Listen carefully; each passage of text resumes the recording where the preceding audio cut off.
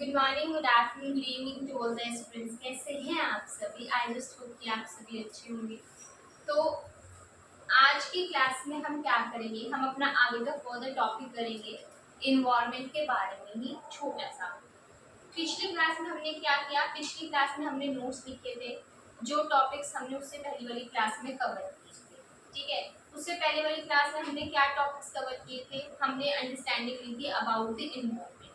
हमने अंडरस्टैंडिंग ली थी कि हमारे दो तरह के इन्वायरमेंट होते हैं, एक होता है हमारा इंटरनल इन्वायरमेंट और एक होता है हमारा एक्सटर्नल इन्वायरमेंट। एक्सटर्नल इन्वायरमेंट के अंदर हमने देखा था एक होता है हमारा माइक्रो इन्वायरमेंट और एक दूसरा होता है हमारा मैक्रो इन्वायरमेंट। ठीक है, और मैक्रो इन्वायरमेंट के अंदर हमने अंडरस्टैंडिंग ली थी about the pastel analysis and the demographic environment. समझा था कि क्यों एक ऑर्गेनाइजेशन के लिए जरूरी होता है इन्वायरमेंट का एनालिसिस करना, किस तरह से इन्वायरमेंट का एनालिसिस किया जाता है और कौन से फैक्टर्स होते हैं जिनकी अंडरस्टैंडिंग ली जाती है ताकि हम इन्वायरमेंटल का एनालिसिस कर सकें।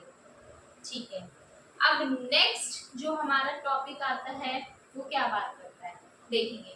सबसे पहले तो हम इधर देखते हैं about the internalisation of business. Internalisation of business क्या बात करता है, थोड़ा सा समझने की कोशिश करेंगे।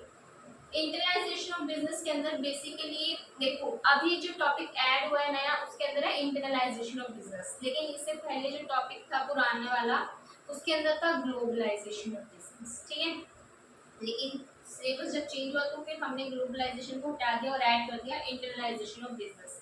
लेकिन जो आगे की कैरेक्टरिस्टिक्स हैं, जो आगे के बेनिफिट्स हैं, फीचर्स हैं, किस चीज़ से हम आइडेंटिफाई करते हैं कि एक बिजनेस ग्लोबल हो गया या नहीं, वो सारा ग्लोबलाइजेशन वाला है पुराना, लेकिन टर्म चेंज कर दिया इन्होंने, ग्लोबलाइजेशन को हटा के इंटरनलाइजेशन कर दिया। तो सबसे पहले ये समझना जरूरी है कि what is the difference between the globalisation of business and the internalisation of business.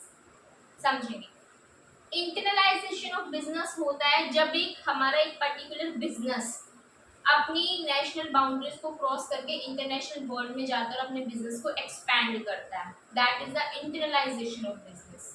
ठीक है, ग्लोबलाइजेशन ऑफ बिजनेस जब हमारी कंट्री की सारी बाउंड्रीज को हटा दिया जाता है ताकि हमारी कंट्री एक्सपैंड कर सके, मतलब उस कंट्री के अंदर जितने भी बिजनेसेस हैं वो आगे जाके इंटरनेशनल वर्ल्ड के अंदर अपने प्रोडक्ट्स को, अपने सर्विसेज को लॉन्च कर सके। जब कोई बिजनेस पर्टिकुलरली अपने बिजनेस को, मान लीजिए कोई बिजनेस सेटअप है इन इंडिया, लेकिन वो अपना क्या करे, जैसे कि हल्दीराम सेटअप है इन इंडिया, ठीक है, लेकिन हल्दीराम कह रहे हैं कि अभी मुझे अपनी ब्रांचेस को ओपन करना है, अपने प्रोडक्ट्स को, सर्विसेज को लॉन्च करना है, अपनी आउटलेट्स को खोलना है इन यूएस एज वेल। तो फिर हम हल्दीराम क्या कह रहे हैं कि मैंने किया इंटरनलाइजेशन ऑफ बिजनेस। तो ये बात करता है, अब इंटरनलाइजेशन बात करता है about that particular business, about that particular firm. लेकिन अगर हम वहीं आ जाते हैं about the globalisation of business, तो ग्लोबलाइजेशन ऑफ बिजनेस बात करता है अबाउट द होल इकोनॉमी। ठीक है, ये पूरी की पूरी इकोनॉमी के बारे में बात करता है। इसके अंदर देखा जाता है कि पूरी की पूरी इकोनॉमी का किस तरह से एक्सपेंशन हो रहा है। ठीक है, तो जब हमने आपने एक चीज पढ़ी होगी कि ग्लोबलाइजेशन ऑफ बिजनेस के अंदर क्या कहा था कि जब हम मार्केट को ओपन कर देते हैं पूरे वर्ल्ड में, कोई हम कह देते हैं कि अब पूरा वर्ल्ड तुम्हारी मार्केट है, सिर्फ इंडिया तुम्हारी मार्केट नहीं है, पूरा वर्ल्ड तुम्हारी मार्केट है, तो उसको बोल दिया जाता है ग्लोबलाइजेशन ऑफ बिजनेस। कि अब हर एक बिजनेस जहाँ मतलब इसको एज एक कंट्री के पॉइंट ऑफ व्यू से जब देखने की बात आती है ना, और एक कंट्री जितनी भी रिस्ट्रिक्शंस हो जाती है इंटरनेशनली ट्रेडिंग करने में, उसको बोला जाता है ग्लोबलाइजेशन ऑफ बिजनेस। ठीक है, आपने एक चीज पढ़ी होगी 1991 में हमारा इकोनॉमिक ग्लोबलाइजेशन आया था। ठीक है, तो उस टाइम पे हमने क्या किया था कि जितनी भी रिस्ट्रिक्शंस इम्पोज की गई थी in regards to import, in regards to export, in regards to launching our business outside our national territories, वो सभी क्या कर दी गई थी, रिस्ट्रिक्शंस को रिमूव कर दिया गया था। तब हमने कहा था कि हमारा इन बिजनेस ग्लोबलाइजेशन, हमारा इकोनॉमी के अंदर ग्लोबलाइजेशन आ गया। लेकिन जब एक बिजनेस अपने आप को बाहर एक्सपेंड करता है, that is the internalisation of business. तो ग्लोबलाइजेशन हुआ तभी इंटरनलाइजेशन पॉसिबल हुआ। समझे, ग्लोबलाइजेशन वास्ट है as compare to the internalisation. Globalisation represent करता है पूरी इकोनॉमी को, लेकिन इंटरनलाइजेशन रिप्रेजेंट करता है उस पर्टिकुलर बिजनेस जो कि बाहर जा रहा है। समझे, ये डिफरेंस है between the globalisation and the internalisation.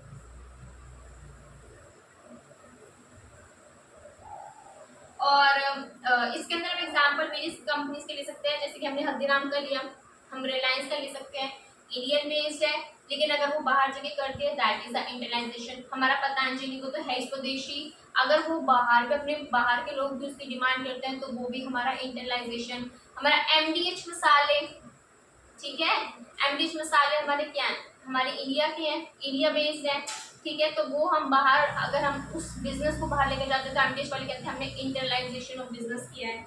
उसी तरह से बजाज वो बाहर जाता है तो हम कह देते हैं इंटरनाइजेशन ऑफ बिजनेस हमने किया है। This is what the difference between the internationalization and globalization of business. तो जब सरकार सारे रिस्ट्रिक्शंस रिमूव कर देती है ना, वो चाहते हैं कि इकोनॉमी की ग्रोथ हो, इकोनॉमी की डेवलपमेंट हो, हमारी हमारी जो इकोनॉमी है वो डेवलप्ड इकोनॉमी बन जाए, ठीक है, तब ग्लोबलाइजेशन होते हैं। लेकिन जब एक बिजनेस ग्रो करता है तो उसे इंटरनाइजेशन, तो टर्म समझे, जब इकोनॉमी ग्रो करती है तो ग्लोबलाइजेशन, लेकिन जब एक बिजनेस ग्रो करता है तो वो इंटरनाइजेशन। पढ़ेंगे बुक्स में क्या कहते हैं,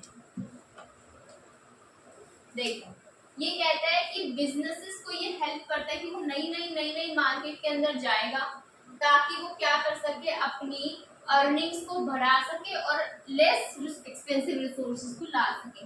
अब देख लीजिए कि हमारे इंडिया के अंदर जो रिसोर्सेज है वो चीप मिलते हैं, first of all the human resources.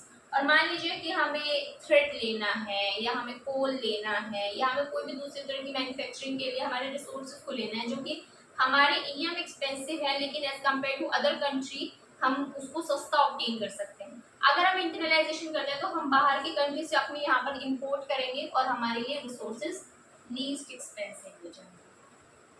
तो बस यही बात करते हैं कि इंटरनाइजेशन की वजह से एक तो हमारा बिजनेस तो एक्सपैंड हो ही रहा है, लेकिन उसी साथ हमें हमारे पास एक अपॉर्चुनिटीज आ रही है कि हम लेस एक्सपेंसिव रिसोर्सेज को एक्वायर कर सकते हैं। उसके अंदर आपको अपनी नॉलेज लगानी पड़ेगी, आपको अंडरस्टैंडिंग लगानी पड़ेगी अबाउट द एनवायरमेंट, आपको मार्केट एनालिसिस करना पड़ेगा about the whole world, not only regarding your nation. अब इसके अंदर हमने क्या कहा कि जब हम एक्सपेंड करते हैं इंटरनेशनली, एक नेशन से दूसरे नेशन में जा रहे हैं, इंडिया से हम यूएस में जा रहे हैं, यूएस से हम आगे यूके में जा रहे हैं, यूके से आगे जा रहे हैं अपने कंट्री स्विस में जा रहे हैं, तो फिर उसके लिए हमने क्या कहा कि जब एक कंट्री इंटरनेशनली एक्सपेंड करती है ना, तो उससे उसको ज़्यादा इकोनॉमी की स्केल के ऊपर, मतलब उसकी प्रोडक्ट की ग्रोथ होती है और उस प्रोडक्ट के जो लाइफ स्पैन है वो भी इंक्रीज होता है, ठीक है। बाद में हम कह देते हैं कि जो एसएम का प्रोसेस है, स्ट्रैटेजिक मैनेजमेंट का जो प्रोसेस है ना, वो सेम है जिस तरह से उसको ग्लोबल डोमेस्टिक कंपनीज के ऊपर लगाते हैं ना, ऐसे हमने पढ़ा क्या है, हमने विजन मिशन, एसएम का प्रोसेस, एसएम है क्या, उसे क्या अचीव होता है, क्यों एसएम किया जाता है। तो जो एसएम के अंदर जो एक प्रोसेस 5 स्टेजेस का एक प्रोसेस होता है, वो आगे के फर्दर टॉपिक्स में आएगा। तो जो एसएम का प्रोसेस है ना, उसकी जो अंडरस्टैंडिंग है, जिस तरह से उसको लाइक उसका इम्प्लीकेशन किया जाता है, वो सेम है ग्लोबल कंपनीज के अंदर भी। लेकिन एक बात ध्यान रखिए, ग्लोबल अगर हम जाएंगे, ग्लोबली अगर हम वर्ल्ड को क्या बोलते हैं ना, एक्सप्लोर करेंगे, तो फिर उसकी वजह से वो ज्यादा कॉम्प्लिकेटेड है as compare to the domestic. क्यों? डोमेस्टिक लोगों की प्रेफरेंसेस को हम जानते हैं, हमारे जो डोमेस्टिक लॉज एंड रेगुलेशंस है उसको हम जानते हैं, डोमेस्टिक पॉलिटिकल इन्फ्लुएंस हमारा बहुत अच्छे तरीके से है, हम यहाँ के सोशल वैल्यूज, क्या कल्चर्स, क्या एथिक्स को ये लोग फॉलो करते हैं, हम उसे जानते हैं। लेकिन अगर हम बाहर जाते हैं तो अभी हम वहाँ से फेमिलियर नहीं है, तो उस चीज़ की अंडरस्टैंडिंग लेना, उस चीज़ को अपने अकॉर्डिंग अपने फेवर में बनाना इज डिफिकल्ट, ठीक है। तो बस ये कह देते हैं कि वैसे तो वो सेम है, लेकिन इंटरनेशनल प्रोसेस जो होते हैं वो थोड़े से ज़्यादा कॉम्प्लिकेटेड है, ठीक है, क्योंकि वहाँ पे वेरिएबल ज़्यादा आ जाते हैं, लिंकेजेस ज़्यादा आ जाती है। और कहते हैं कि अगर आपको अपॉर्चुनिटीज एंड थ्रेट्स को आइडेंटिफाई करना है ना ग्लोबल मार्केट में, तो अपने एक्सटर्नल एनवायरनमेंट का एनालिसिस करो, बिल्कुल सीधी सी बात है।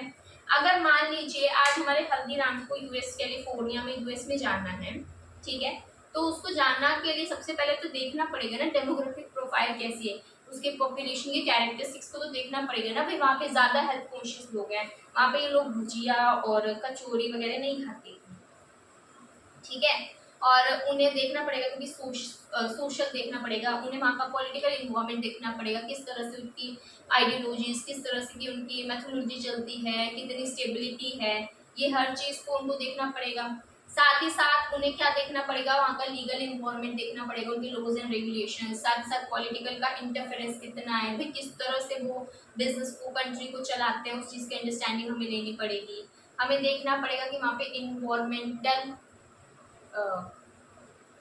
फैक्टर्स कैसे हैं, इन्वायरमेंटल फैक्टर्स हमारे कैसे हैं, सोशियो कल्चरल हो गया, PEST, टेक्नोलॉजिकल। हाँ, अभी देखो हमारे जो इंडिया में जो टेक्नोलॉजिकल ग्रोथ है वो कम है as compare to the Japan and the US, ठीक है। तो वहाँ के इन्वायरमेंट को हमें एनालिसिस करना पड़ेगा।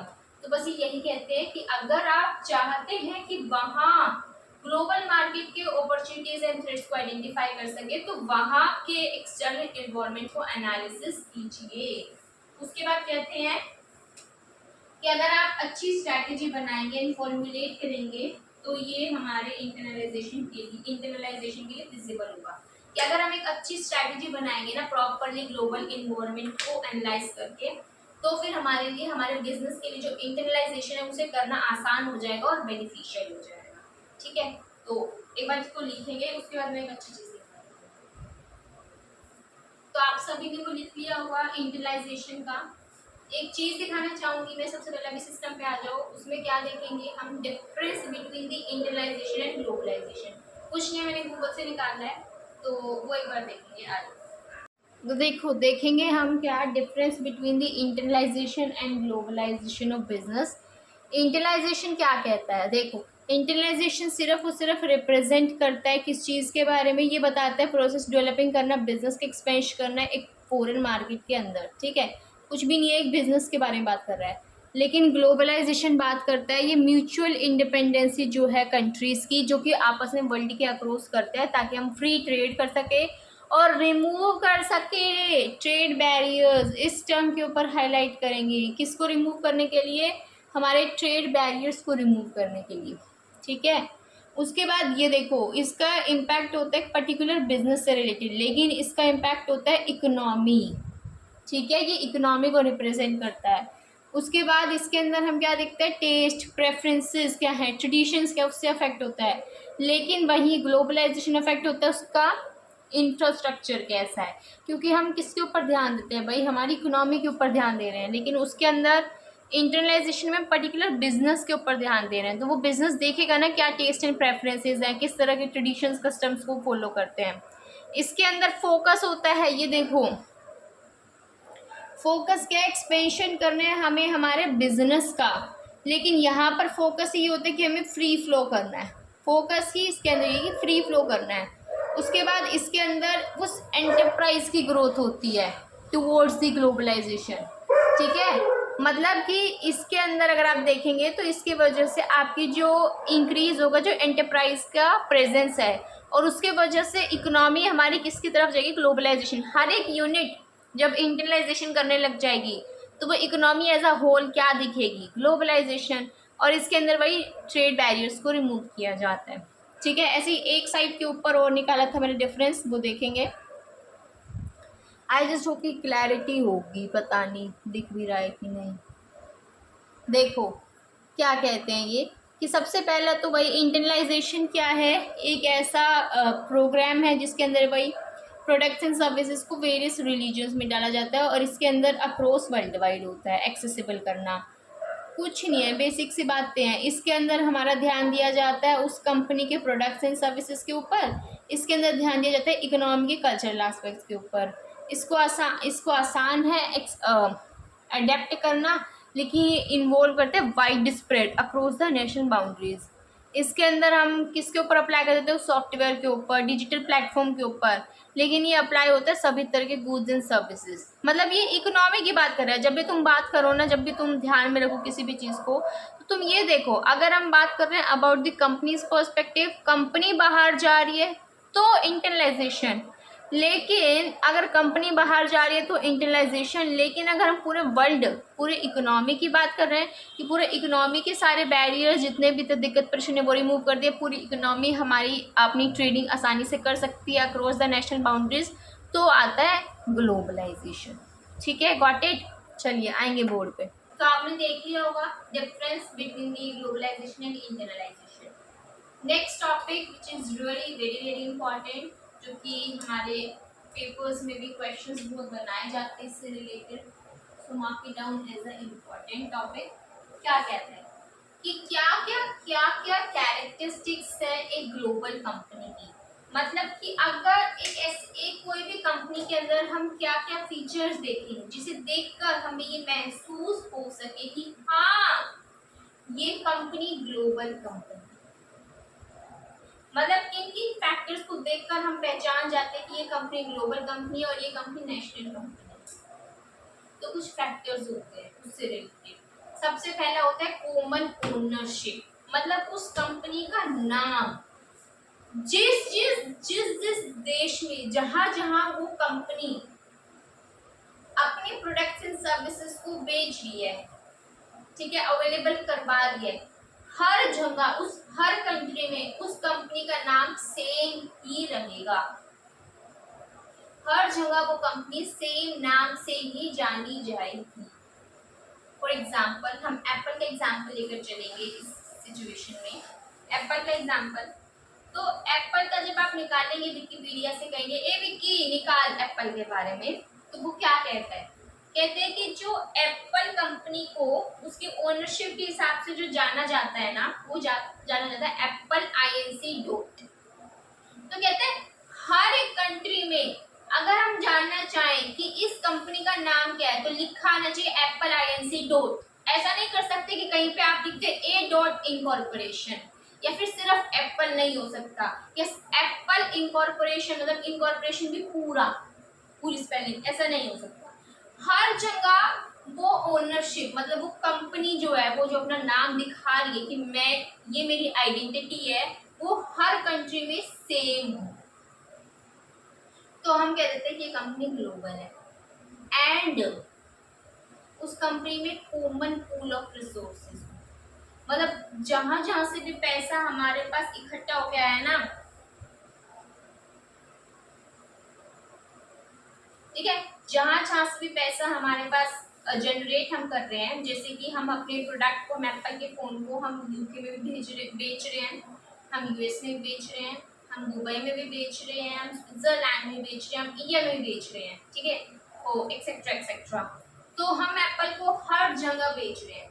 तो हमारे पास इंडिया में हमने एप्पल को बेचा, इंडिया में हमारे पास आगे फंड्स रिसोर्सेज, हमने यूके में भेजा, हमारे पास आगे रिसोर्सेज, हमने दुबई में बेचा, हमारे पास वहाँ रिसोर्सेज आ गए, हमने स्विट्जरलैंड भेजा, हमने वहाँ हमारे पास रिसोर्सेज हो गए, ठीक है। तो अब ये सारे रिसोर्सेज इकट्ठे होकर कहाँ आना चाहिए, जहाँ पर मेन हेडक्वार्टर है हमारे एप्पल का, which is in US California.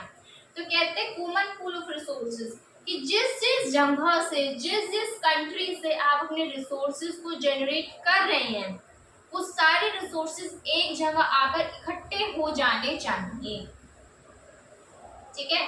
तो हम ये कहते हैं कि भाई आपका ऐसा नहीं है कि इंडिया में जो हमने एप्पल ने मनी जनरेट किया वो इंडिया में कहीं पे अपनी यूनिट में उसने रख दिया, यूके में जहाँ कमाया वहीं पे उसने रख दिया, नहीं, कमाया तो आजा US में आजा, कैलिफोर्निया में जो हमारी मेन हेडक्वार्टर है वहाँ आजा, वहाँ सारा रिसोर्सेज इकट्ठा हो जाएगा, कॉमन पूल ऑफ रिसोर्सेज।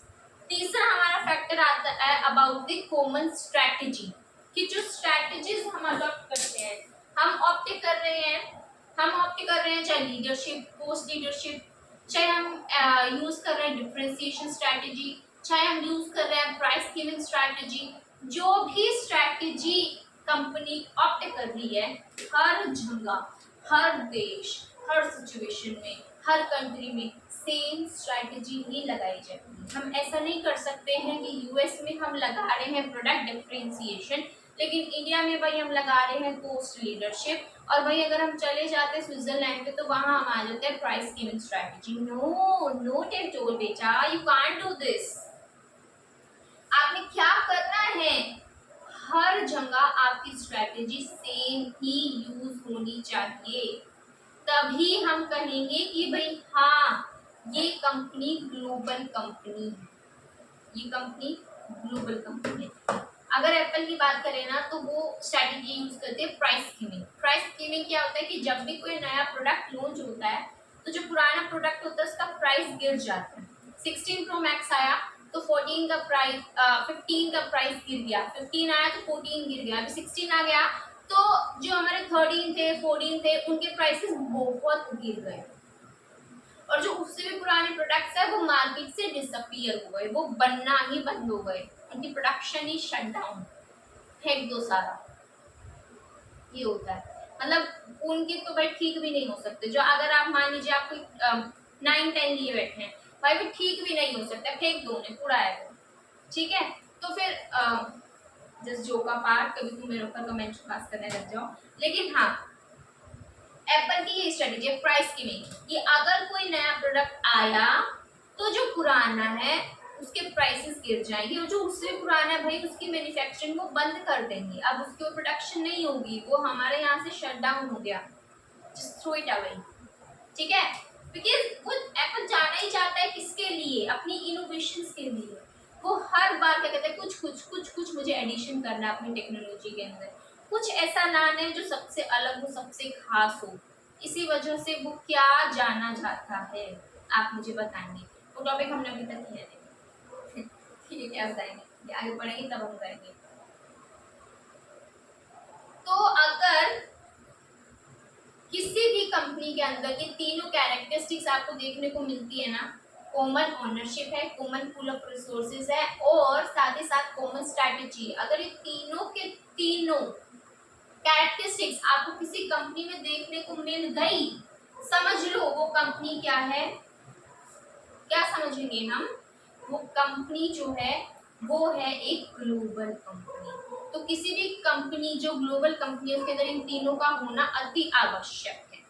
देखेंगे बोर्ड पे क्या कहते हैं भाई, इसके अंदर हमारा क्या होना चाहिए, कॉमन ओनरशिप होना चाहिए, एग्जाम्पल लिख दिया, कॉमन पूल ऑफ रिसोर्सेज होने चाहिए, एग्जाम्पल लिख दिया, कॉमन स्ट्रैटेजी होने चाहिए, एग्जाम्पल लिख दिया, खलास। ये नोट डाउन करना है, बट बिफोर दैट एक चीज जो कि मैं लिखवाना चाहूंगी वो अपने ना, पता है तुम क्या करना है, इसको लिखने से पहले एक चीज करना, तुमने इंटरनलाइजेशन ऑफ बिजनेस के नोट्स लिखो, ठीक है। तो उसी के नीचे, उस इंटरनलाइजेशन ऑफ बिजनेस के नीचे एक हेडिंग बनाओ, एग्जांपल्स, ठीक है, जो कंपनीज कहाँ गई है, आउटसाइड इंडिया गई है, मतलब जिन कंपनीज ने अपने आउटलेट्स, अपने बिजनेस को एक्सपेंड किया है आउटसाइड इंडिया, हम उसके एग्जांपल्स लिख रहे हैं, ठीक है। जैसे कि हमारा इन्फोसिस, ठीक है, जैसे कि हमारा एमटीएच, जैसे कि हमारा हल्दीराम, ठीक है, जैसे कि हमारा बजाज, हमारा टीसीएस, और ठीक है। तो ये वो एग्जांपल्स हैं, और एग्जांपल कौन से आपको बता देती हूँ, जो हमने अभी लिखे हैं ना,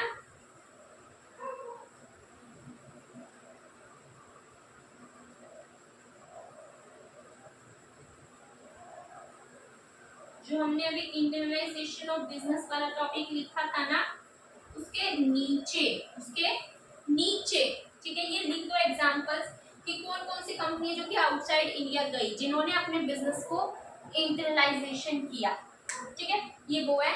और ये लिखने के बाद फिर लिख लेना कि कौन कौन सी कंपनी की कैरेक्टरिस्टिक्स होती है ग्लोबल कंपनी की, ये तीनों लिख लेना, ओके।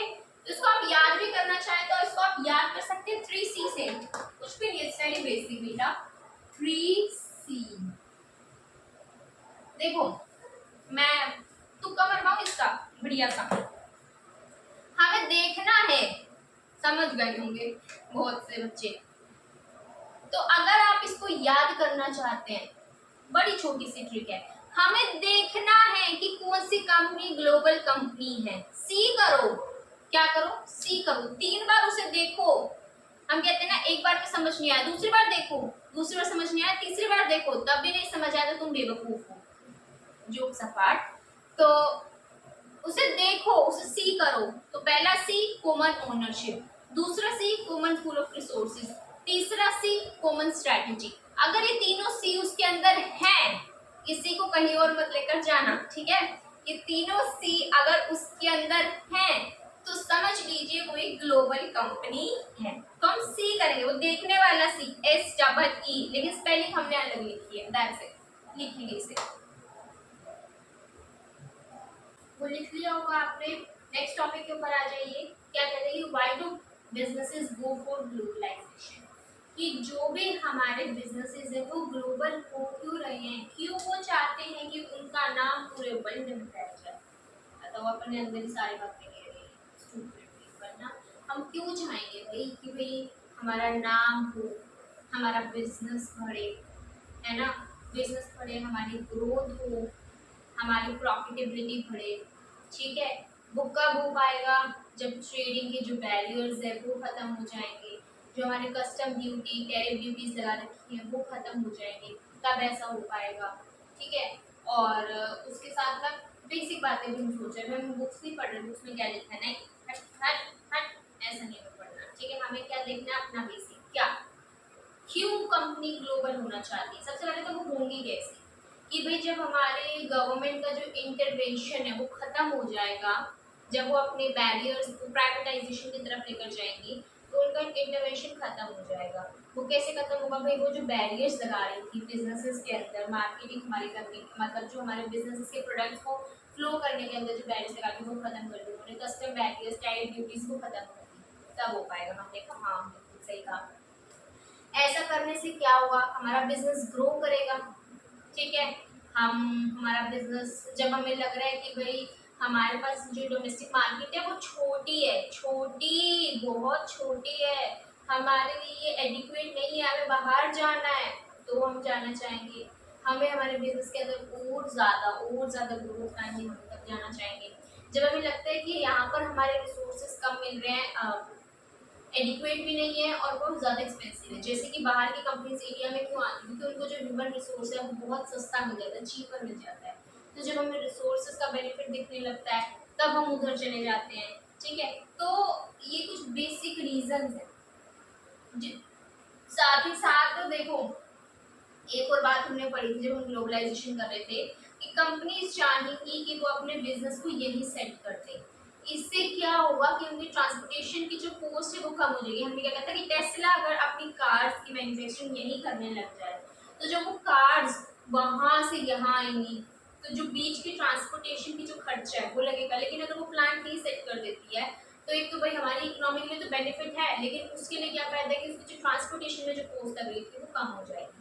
तो ये कुछ फायदे होते हैं जो कंपनीज देखती हैं और फिर वो चाहती है कि हम क्या हो, ग्लोबल कंपनी बने। ठीक है, ये चीज आपने देख ली, ये तो बेसिक है कि जब भी हम सोचते हैं कि क्यों क्यों हम अपने बिजनेस को ग्लोबल करें तो आपके दिमाग में ये बातें आती है। सबसे पहले क्या आएंगी कि कैसे हम कर सकते हैं, दूसरा क्या आएगा कि हमने कर दिया तो हमें क्या क्या फायदे हो रहे हैं। ठीक है, बस यही है जो बुक में लिखा है, पढ़ेंगे। सबसे पहली बात तो यही है कि भाई हमें ग्रो करने की चाहत है, we need to grow guys, we need to grow. और बाहर जाकर हमें ये अपॉर्चुनिटी दिखती है कि अगर हम बाहर जाएंगे तो हमारा बिजनेस एक्सटेंड हो जाएगा, बढ़ जाएगा, हम ग्रो करना चाहते हैं। उसके बाद इससे क्या होता है, रैपिड श्रिंकिंग हो जाती है भाई टाइम एंड डिस्टेंस की, डेफिनेटली, क्योंकि जो ग्लोबल अप्रोच द ग्लोब जो हमारे ना कम्युनिकेशन फास्टर हो जाती है। ठीक है, कम्युनिकेशन फास्टर हो जाएगी। अभी हमने क्या करा देखो, अब आप कहेंगे कि इसमें हमारी कम्युनिकेशन फास्टर कैसे हुई। अभी इन दोनों में एग्जांपल मैं लेना चाहूँ अमेजन और वॉलमार्ट का, तो उन्होंने क्या करा, अपने अपने आउटलेट्स ओवर द वर्ल्ड उन्होंने सेटअप कर दिए। ठीक है, जब उन्होंने ओवर द वर्ल्ड अपने आउटलेट्स को सेटअप कर दिया, ग्लोबलाइजेशन किया, उन्होंने अपने आउटलेट्स यहाँ इंडिया में भी ओपन कर दिए। बाहर के हैं जो कि यहाँ आए हैं, अमेजोन बाहर का है इंडिया में आया, वॉलमार्ट बाहर का है जो कि इंडिया में आया। तो फिर इन्होंने क्या किया, इन्होंने क्या चाहा कि हम अपने बिजनेसेस को सेटअप करें इंडिया से, तो उससे हमारा जो श्रिंकिंग होगा ना, टाइम एंड डिस्टेंस, जो डिस्टेंस हमें करना पड़ता वो और जो टाइम होती थी डिलीवरी करने में, एक सेटिस्फेक्शन प्रोवाइड करने में लोगों को, वॉलमार्ट आउटलेट्स में आप खुद जाते हैं शॉपिंग कर लेते हैं, तो फिर वो आपका रिड्यूस हो। क्यों, क्योंकि जो कम्युनिकेशन का जो गैप था आपस में वो हो गया। उसके बाद तीसरी चीज हमारी आ जाती है, इससे क्या होता है, जब हमें लगता है कि हमारी डोमेस्टिक मार्केट अभी एडिक्वेट और रिच नहीं रही, मतलब डोमेस्टिक मार्केट हमारी पूरी नहीं है, अभी हमें और बड़ी मार्केट चाहिए, भाई ये एडिक्वेट नहीं है। जैसे कि अगर आप एक देखेंगे ना, कैसियो जो होता है ना हमारा, ये कहाँ का है, कैलकुलेटर है, जापान का है। उन्होंने देखा कि भाई जापान में हमारे कैसियो की सेल इतनी, कैसियो का कैलकुलेटर है आप सब यूज ही करते हैं, तो उन्होंने देखा कि भाई हमारे वहां इतनी सेल नहीं हो रही, इतनी डिमांड नहीं हो रही, तो इन्होंने क्या किया, ग्लोबलाइज किया अपनी कंपनी को। उन्होंने क्या कहा, उन्होंने चाहा कि हम इंटरनलाइजेशन करें, हम अपने अंदर ग्लोबलाइजेशन लिख रहे हैं, मतलब ग्लोबलाइज करना। What do you mean by globalize, कि उन्होंने अपने आउटलेट्स को ओवर द वर्ल्ड भी ओपन करना स्टार्ट कर दिया, कि अपने जापान से हटकर उन्होंने दूसरी कंट्री के अंदर भी एंटर करना क्या कर दिया, शुरू कर दिया।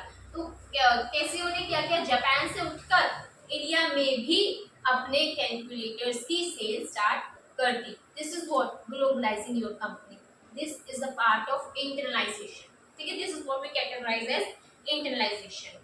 उसके बाद अगर हम आगे गए, हमने जाकर देखा कि भाई क्या और दूसरा रीजन क्या है, क्योंकि यहाँ पर हमें रिलायबल और चीपर रिसोर्सेज मिल जाते हैं, हमें रॉ मटेरियल, हमें ह्यूमन लेबर बड़ी ही सस्ती मिल जाती है।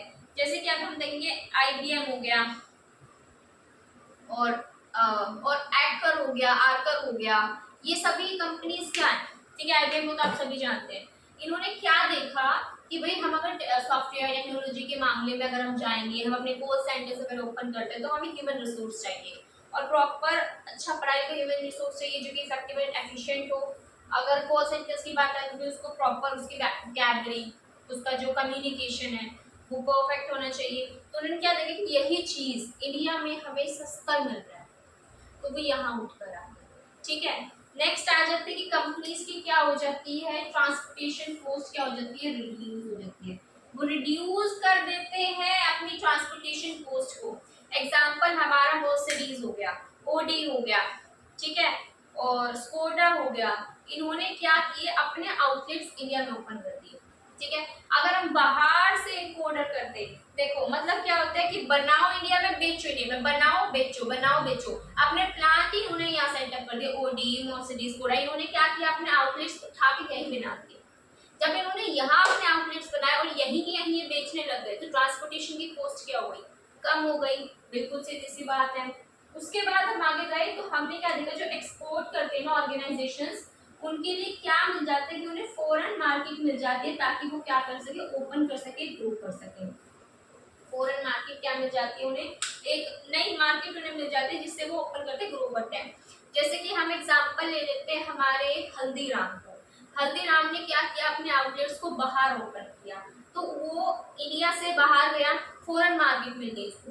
फॉरेन मार्केट मिलने की वजह से वो ज्यादा ओपन अप हो पाया, क्योंकि उसके पास वास्ट वेराइटी आ गई और लोगों की, और ज्यादा टारगेट मार्केट को अट्रैक्ट कर सकता है। साथ ही साथ उन्होंने क्या कर दिया, उनको अपॉर्चुनिटी मिल गई टू ग्रो। सेम पॉइंट है टू द फर्स्ट वाला।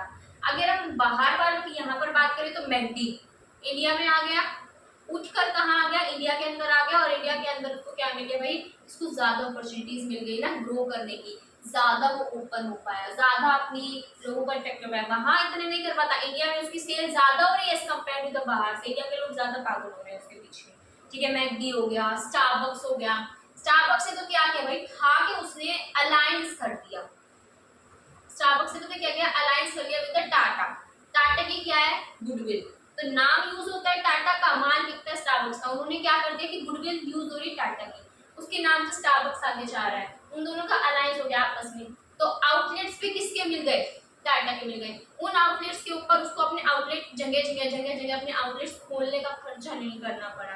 टाटा के साथ अलायंस है, टाटा को एक पोर्शन ऑफ प्रॉफिट टाटा को चला जाता है, नो डाउट, लेकिन उसकी गुडविल का बेनिफिट उसने उठा लिया। तो उसका यहाँ आना, उसके लिए भी क्या मिल गई, ज्यादा बड़ी अपॉर्चुनिटीज मिल गई। साथ ही साथ जब हम आगे गए तो हमने कहा सर्विसेज के अंदर आई, देखो ये आ जाओ, इससे क्या होता है, रियल एंड अपरेंट कोलैप्स हो जाता है किसका, इंटरनेशनल ट्रेड वेन्यूज। यहाँ पर कुछ गलत लिख दिया। ठीक है, देखो जब हम क्या कहते हैं कि जब हमारी कंपनी ग्लोबलाइज है, ग्लोबलाइजेशन का मतलब क्या होता है, ट्रेड बैरियर्स को हटाना। तो भाई कहते हैं कि इसके वजह से जब ग्लोबलाइज करने लग जाती है कंपनी अपना, तो फिर उनके इंटरनेशनल ट्रेड बैरियर्स का बोलते हैं रिड्यूस हो जाते हैं। इसकी इंटरलिंकेजेस हमने ऑलरेडी बनाई थी।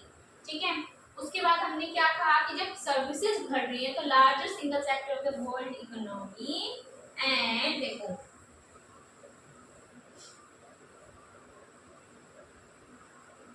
इससे क्या होता है, सर्विसेज के बढ़ने के वजह से क्या होता है, लार्ज हो जाता है हमारा single sector in the world economy. देखो वर्ल्ड की जो इकोनॉमी और जो रीजनल इकोनॉमिक इंटीग्रेशन है, क्या कहते हैं कि जब सर्विसेज आपस में एक्सचेंज होती है ना, कि एक बंदा दूसरे बंदे को अपनी क्या दे रहा है, सर्विसेज प्रोवाइड करता है, दूसरी कंट्री में अपनी सर्विसेज प्रोवाइड कर रहा है। For example suppose a chartered accountant in India is providing the services to the firm which is situated in the US. ठीक है, तो फिर ये क्या कर रहे हैं, जब सर्विसेज का बढ़ना हुआ, सर्विसेज का ग्लोबलाइज होना स्टार्ट हुआ, तो एक बड़ा इंटीग्रेशन होगा, बड़ा सेक्टर पूरे वर्ल्ड में रिलीजन सेक्टर के साथ। तो ये कुछ पॉइंट्स हैं, इसके साथ 3 सेट पॉइंट्स और हैं। सबसे पहले इनको लिखेंगे, लेकिन हाँ एक चीज मैं कर लेती हूँ, इसके अंदर मैं साथ में एग्जांपल लिख देती हूँ। लेकिन देखो एग्जांपल इसमें यू कैन मेंशन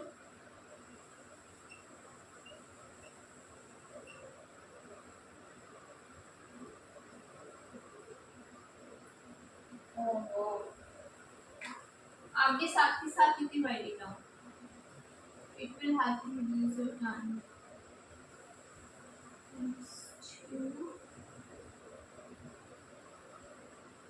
राम में क्या कर रही हूँ, पूरा मचा रहे हैं इसका। ठीक है, और दूसरे भी आप एग्जाम्पल ले लीजिए ना सेम।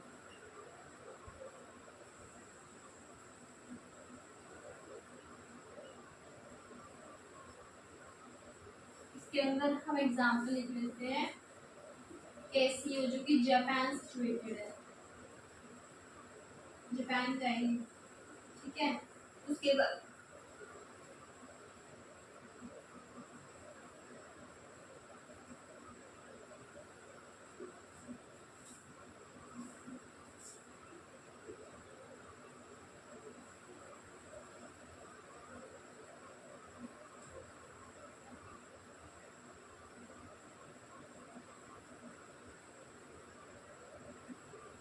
आप मर्सिडीज मिस में लिख सकते हैं। ओके,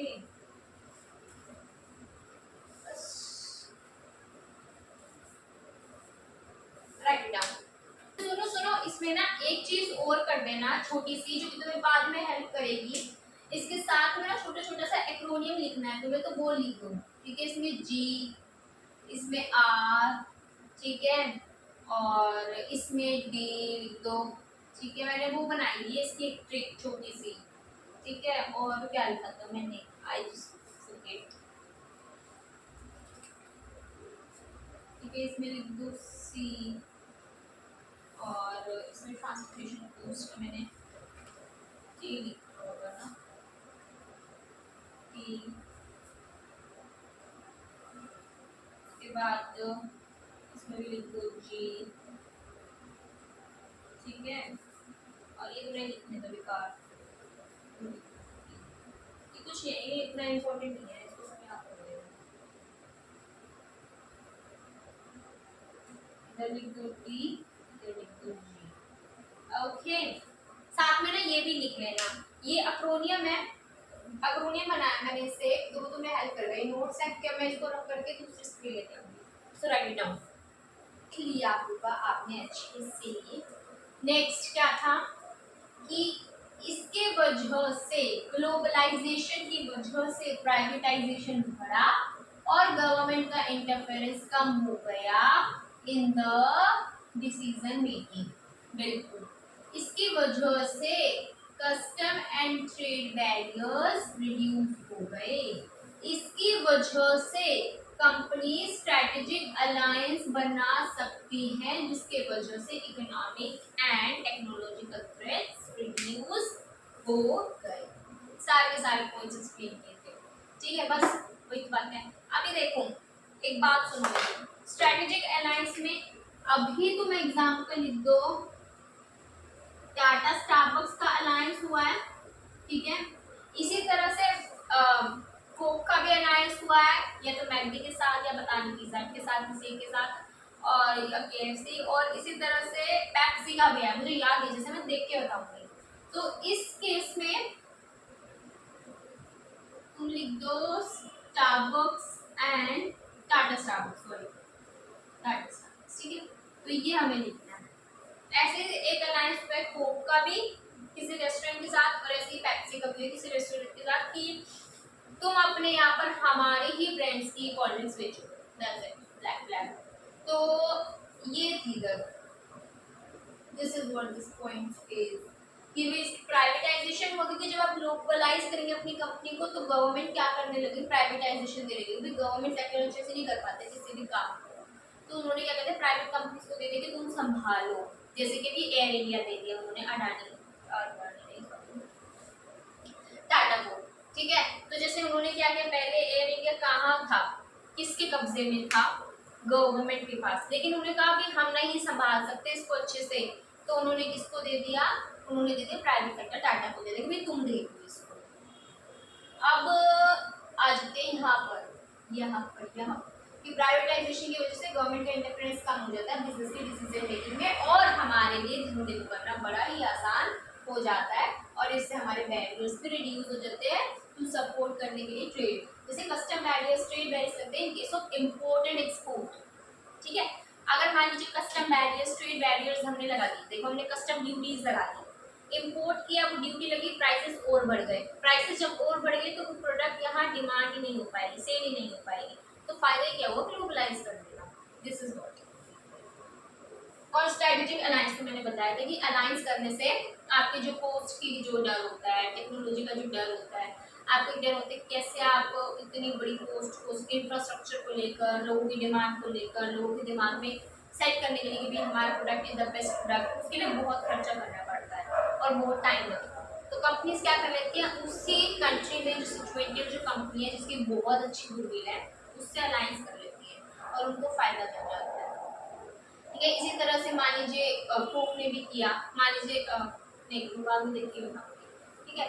तो इतने ये देख लो, उसके बाद नेक्स्ट चीज, इसके लिए एक छोटू सा एक्रोनियम बनाया मैंने, इसके लिए बनाया स्पेशली ये जो हमने किया ना, why do companies go for globalization, इसके लिए ही एक एक्रोनियम बनाया। बट बिफोर दैट यहाँ पर अपना लिख लो, यहाँ पर आ जाएगा पी, यहाँ पर आ जाएगा बी और यहाँ पर आ जाएगा एस।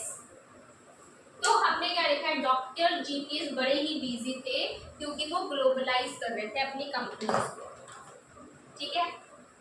डॉक्टर जीपीएस है वो बहुत बिजी थे, क्यों थे बिजी, क्योंकि वो अपनी कंपनी को ग्लोबलाइज करने में लगे हुए थे, इस करके वो बिजी थे। देखो तुम्हारे पास दो तरीके हैं। सबसे पहले तो हमने एक चीज करी थी कि हमने टॉपिक का नाम पढ़ा, why do companies go for globalization, वो देखते ही हमारे दिमाग में क्लिक हो गया था कि भाई हाँ क्यों, सबसे पहले कैसे करेंगे, बैरियर्स हटा दो, प्राइवेटाइजेशन की तरफ आ जाओ, इससे आपके क्या आएंगे बेनिफिट्स होंगे, कोस्ट कम हो जाएगी ट्रांसपोर्टेशन की, आपको रिसोर्सेज सस्ते मिल जाएंगे, आपको ग्रो करने की अपॉर्चुनिटीज मिल जाएंगी, आपके डोमेस्टिक में लग रहा है डिमांड नहीं है तो बाहर जाकर आपको फायदा मिल जाएगा, ब्ला ब्ला ब्ला। आप अलायंस बना सकते हैं बाहर जाकर किसी कंट्री के अंदर उस कंट्री की कंपनी के साथ, तो ये सब बेनिफिट्स है। अदरवाइज आप चाहें तो इससे भी कर सकते हैं, इस एक्रोनियम से भी कर सकते हैं। डॉक्टर जीपीएस बड़ी इजी है। देखो जीपीएस किस काम में आता है, ट्रैक करने में कोई जगह, जीपीएस किस काम में आता है, जगह को ट्रैक करने में, जब हमें जाना है तो ग्लोबल में हमें दूसरी कंट्रियों में जाना है, देखना तो पड़ेगा, तो जीपीएस। तो डॉक्टर जीपीएस बहुत बिजी थे क्योंकि वो ग्लोबलाइज कर रहे थे। डी से क्या था, वही कि जब domestic company adequate and rich नहीं होती। सी से क्या था, सी से हमने पढ़ा था कि जब हमारी कंपनीज के अंदर हमें लगता है कि हमें बाहर जाकर चीपर रिसोर्सेज मिल जाएंगे, हमें चीपर जैसे कि रॉ मटेरियल मिल गया, चीपर लेबर मिल गई। टी से क्या था कि हमारी जो ट्रांसपोर्टेशन कॉस्ट है वो रिड्यूस हो जाएगी, डीसीटीआर डॉक्टर जीपीएस बिजी। टी से हमने क्या कहते हैं कि हमारी जो हाई ट्रांसपोर्टेशन कॉस्ट है वो क्या हो जाएगी, रिड्यूस हो जाएगी। आर से हमने क्या किया था कि आर से देखो रैपिड श्रिंकिंग हो जाएगी टाइम एंड डिस्टेंस की, are for rapid shrinking of time and distance. फिर उसके बाद जीपीएस से, जी से क्या करा था, हमने क्या कहा था नीड टू ग्रो, हम ग्रो करना चाहते हैं तो इससे हमें क्या मिलता है, अपॉर्चुनिटीज मिलती हैं बाहर, ताकि हम क्या कर सके, ग्रो कर सके। और इसी के साथ में ना आपको ग्रो का एक पॉइंट और मिला कि इससे क्या करते हैं, कंपनीज एक्सपेंड करती हैं और वो बाहर जाके वो ओपन अप हो सकती है, ग्रो होती है, ठीक है। तो इसी टीआर हो गया, जी हो गया। पी से क्या था कि कंपनीज प्राइवेटाइजेशन की तरफ जाते हैं जिससे गवर्नमेंट का इंटरफेरेंस कम हो जाता है इन द बिजनेस की डिसीजन मेकिंग। और जीपीएस, एस से हमने क्या करा है, एस से हमने क्या करा, स्ट्रेटेजिक अलायंस को फॉर्म करने में हेल्प कर रही है कंपनीज, ठीक है, कंट्रीज में। उसके बाद हमने क्या करा, बी और जी। बी से क्या है, दो बैरियर्स के पॉइंट है, ठीक है। बी से क्या है, हमारे दो बैरियर्स के पॉइंट है। एक तो हमारा क्या होता है कि इंटरनेशनल ट्रेड बैरियर्स है वो हमारे खत्म हो जाते हैं खलास, और एक बी से हमारा बैरियर आ जाता है कि जो हमारे कस्टम एंड ट्रेड बैरियर्स है वो भी हमारे क्या हो जाते हैं, खत्म हो जाते हैं। बस जिसे को ग्रोथ वाला है, बस ये बनाने के लिए वो जी का एक ग्रोथ वाला वो हो गया कि हम ग्रो करना चाहते हैं जिस तरह से हमें अपॉर्चुनिटी मिल जाती है। एक ग्रो वाला ये हो गया कि हमें हेल्प मिलता है ओपन अप होने में और ज्यादा ग्रो करने में। सो लिखेंगे क्योंकि इसका अक्रोनियम। एक और बात, कुछ एग्जांपल्स दिखाएं कि कौन कौन से, अभी हमने पिछले में एग्जांपल में देखी कौन सी इंडिया की कंपनी जो बाहर गई है, जैसे कि हमने कहा था हल्दीराम हो गया, इन्फोसिस हो गया, एमबीएच हो गया, रिलायंस हो गया, ये सभी हमारे टाटा हो गए, सभी बाहर गए हैं। अब कौन से बाहर के इंडिया में आई है, वो ये है सभी। मैंने क्या कर दिया इधर इंडस्ट्री वाइज लिख दिया। देखो अगर हम मोबाइल की इंडस्ट्रीज में आए तो उसमें क्या जैसे कि हमारा Apple, MI, Samsung, Vivo, Oppo, ये सारे बाहर के ब्रांड्स हैं जो कि इंडिया के अंदर आ गए हैं। ऑटोमोबाइल में आ जाइए, ये Audi, BMW, Hyundai, Toyota, Honda. Restaurants में पिज्जा हट, मैकडी, सबका आना जाना हर जगह, ठीक है, डोमिनोज। उसके बाद क्लोथिंग में ये ज़ारा, एच&एम, सीके, आजकल सीके की वॉचेस बड़ी चल रही है, डीजल हो गया, इसकी टी शर्ट बड़े बच्चे प्रेफर करते हैं, सॉरी यूएस कोड। उसके बाद इलेक्ट्रॉनिक्स में हमने क्या कहते हैं, जैसे कि डेल, एचपी, एप्पल, ये सब कहाँ के बाहर के, ठीक है। एप्पल तो हमने देखा था यूएस के इंपोर्ट किया था। तो लिखेंगे फटाफट से। उसके बाद एक और टॉपिक है इसका लास्ट, लिख लिया होगा वो आप सभी ने। ये नेक्स्ट टॉपिक है जो मैंने भी लिखा है, और ये लास्ट टॉपिक है इस टॉपिक का, जो ग्लोबलाइजेशन इंटरनलाइजेशन ऑफ बिजनेस हम पढ़ रहे हैं ना, उसका लास्ट है। देखो क्या कहता है कि हम डेवलप कर रहे हैं इंटरनेशनली, तो उस इंटरनेशनली डेवलप करने के ना कुछ स्टेप्स होते हैं। क्या कहते हैं कि ये स्टेप्स होते हैं इंटरनेशनल स्ट्रेटेजिक प्लानिंग के लिए, कि जब आपको अपने बिजनेस को ग्लोबलाइज करना है, अपने बिजनेस को दूसरी कंट्री के अंदर भी लेकर जाना है, तो उसके लिए क्या करना पड़ता है, आपको कुछ स्ट्रेटेजिक प्लानिंग करनी पड़ती है। या तो सोच समझ के तो जाना पड़ेगा ना, उधर का देखना पड़ेगा, उसका इन्वायरमेंटल एनालिसिस करना पड़ेगा, उसके पूरे इन्वायरमेंट का एनालिसिस करना पड़ेगा, इंटरनल एक्सटर्नल सभी तरह के हमें देखने पड़ेगी कि किस किस तरह की हमारी पोस्ट वहाँ पर लगेगी, किस किस तरह के क्लोज एंड रेगुलेशन उसी के अंदर आ जाते हैं, और कितनी हमारे टारगेट मार्केट के अंदर हो सकते हैं, वो हर एक चीज़ कहाँ पर आती है, इन्वायरमेंटल के एनालिसिस में आती है। हाँ, इन्वायरमेंटल एनालिसिस में आ जाती है। तो वो सभी चीज़ें क्या आती है इन्वायरमेंटल एनालिसिस में, जो हमने फैक्टर्स पढ़े थे, आपको याद होंगे। तो उसके लिए कहते हैं कि जब भी आप अपनी कंपनी को ग्लोबलाइज करते हैं तो आपको कुछ एक स्टेप्स स्ट्रैटेजिक प्लानिंग के वो फॉलो करने पड़ते हैं। अब आप कहेंगे कि कौन से वो स्टेप्स हैं जो कि हमें फॉलो करने पड़ेंगे अपनी कंपनी को ग्लोबलाइज करने के लिए। मेरी एक बात सुनो, सबसे पहले तो जिस कंट्री के अंदर आप जाना चाहते हैं वहाँ के आपको ये तो देखना पड़ेगा ना कि वहाँ हमारे लिए क्या क्या थ्रेड्स हैं, क्या क्या अपॉर्चुनिटीज हैं। बिल्कुल, वहां जाकर अब हम अपने अंदर अब अपने वहां का तो देख लिया, हम अपना स्कोप देखेंगे कि हमारा फर्म के उसके बिजनेस ऑपरेशंस, उसके कमर्शियल ऑपरेशंस को स्कोप कितना, कि कितनी तरह की एक्टिविटीज, किस लेवल तक की एक्टिविटीज हमारा बिजनेस कर सकता है उधर जाकर। बिल्कुल हो गया। तीसरी चीज हमने क्या देखनी है कि अब हमें उस ग्लोबल बिजनेस के ऑब्जेक्टिव सेट करने पड़ेंगे, क्योंकि जब हम ऑब्जेक्टिव सेट करेंगे तभी तो हम उस ऑब्जेक्टिव को अचीव करने के लिए काम करेंगे। बिल्कुल सही बात है। और चौथी बात क्या है कि हम एक अलग अलग स्ट्रैटेजी बनाएंगे। एक स्ट्रैटेजी तो बनाएंगे पूरे बिजनेस की, एक स्ट्रैटेजी बनाएंगे उस ग्लोबल बिजनेस की। देखो हल्दीराम है, वो उसके जगह जगह बिजनेस है, तो वो पहले तो पूरे बिजनेस एज अ होल का अपना स्ट्रैटेजी बनाएगा। दूसरी वो स्ट्रैटेजी बनाएगा कि